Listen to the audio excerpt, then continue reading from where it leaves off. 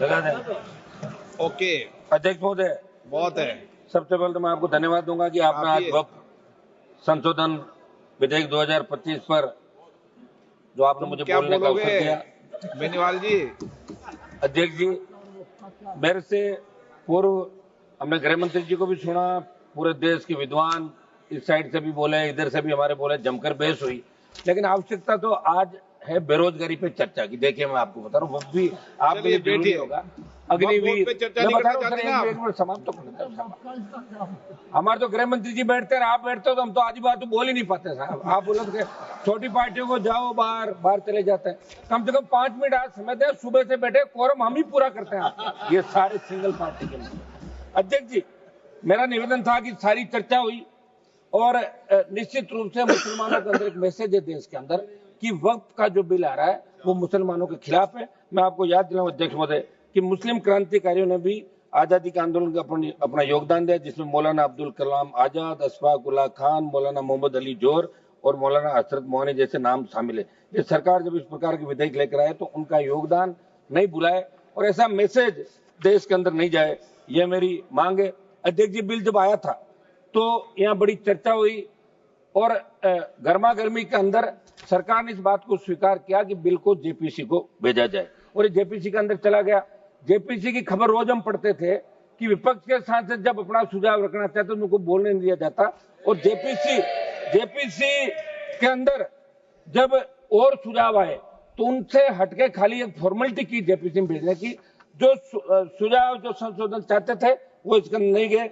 मेरी मांग है कि आप इसके अंदर बड़ा मन रख के विचार करें गृह मंत्री जी। अभी कोई इस बिल से परमानेंट कुछ नहीं होने वाला, मुझे नहीं लगता कि इससे परमानेंट कोई सरकार अपनी बढ़ती रहेगी। और जो चीजें उस पर विशेष रूप से आप ध्यान दें। मैं आपका एक मिनट निवेदन करूंगा साहब, ये इसमें संशोधन आपने किया, पिछले कुछ वर्षों में वक्फ बोर्ड की संपत्तियों को लेकर विभिन्न प्रकार के जो आरोप लगाए गए, लेकिन क्या समाधान उन्हीं आरोपों के खिलाफ है या कोई राजनीतिक एजेंडा है? अध्यक्ष महोदय, संसदीय कार्य मंत्री जी को मैं ये भी पूछना चाहूंगा कि बिल धार्मिक स्वतंत्रता में दखल तो नहीं देगा, फिर देश का आम मुस्लिम इसका विरोध क्यों कर रहा है?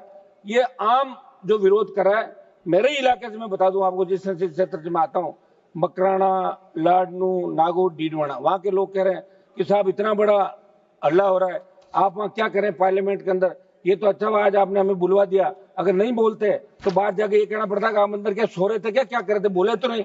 और हम हमारी बात आप तक ही रख सकते हैं और छोटी पार्टियों को आप संरक्षण देते हैं। आज आपको बहुत बहुत धन्यवाद अध्यक्ष जी कि आज आपने हमें बोलने का अवसर दिया। अध्यक्ष जी है बोलने दो ना मुझे। गिरिराज सिंह जी, आप अपना काम कर रहे हो, मैं मेरा कर रहा हूँ।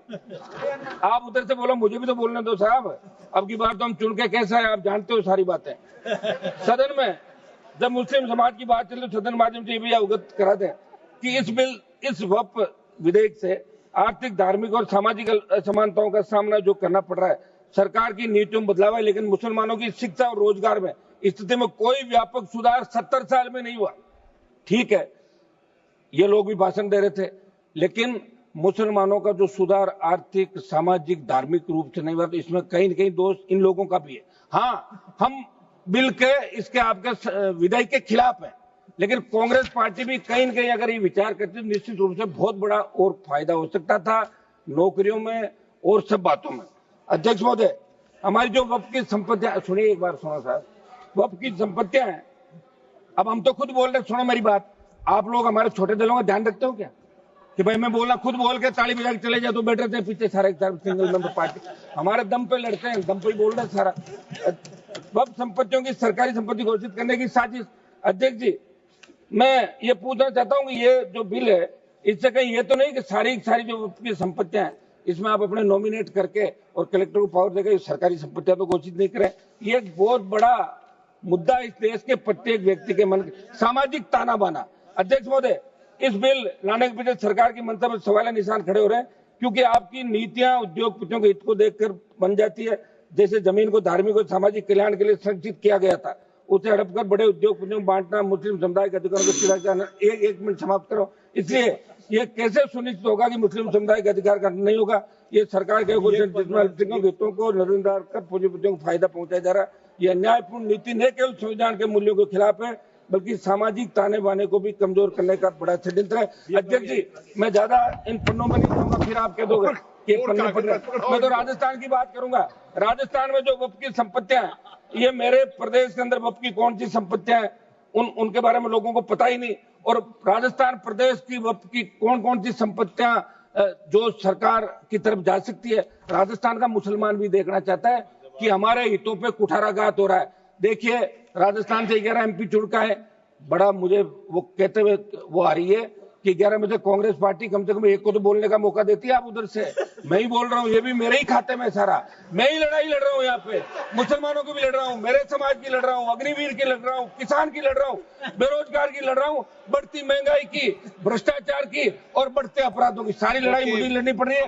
इस बिल का अध्यक्ष महोदय मैं विरोध करता हूँ और मैं चाहता हूँ कि बिल ये